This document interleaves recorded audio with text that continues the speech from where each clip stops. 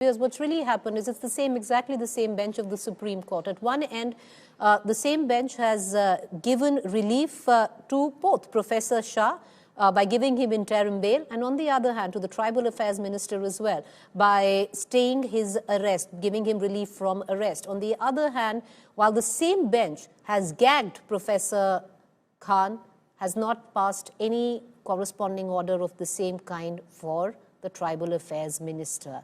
One can only look on what exactly they both had said and how it was perceived. I want to take you through the course of events. Here goes.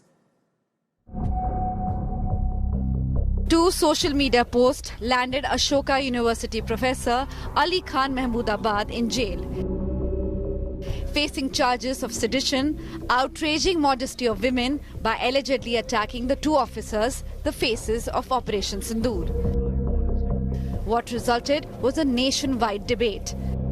What was it that Professor said? Was it an assault on academic expression? Was it an assault on freedom of speech? On Wednesday, the top court, the bench of justices Surya Kant and N. Koteshwar Singh, granted interim bail but also schooled Professor Khan. Why make political comment during national crisis? You claim freedom of expression. What about duty of nation? Why veer into politics? Why gain cheap popularity on this occasion? This is what is called dog whistling. You have a right to express without hurting others. Use terms which is simple, respectful and not hurtful to others. Why make a social media statement at all?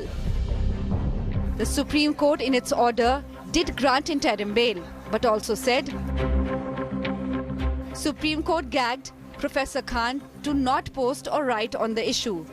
No comment to be made by Professor on the terror attack recently faced by the country.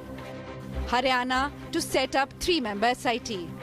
Police to clarify what statement insulted women. The court also questioned the Haryana government.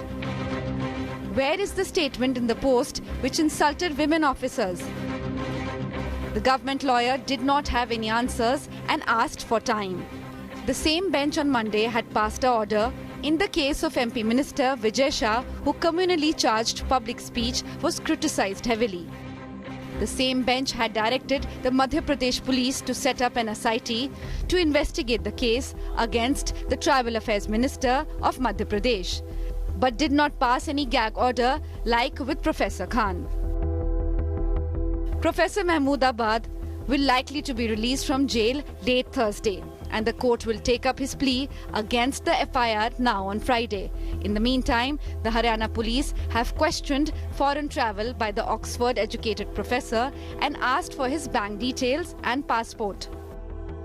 While the top court's order giving interim relief to Professor Khan but also cracking down on him for his posts leaves a larger question to be addressed. What impact will the court's order have on freedom of expression in India?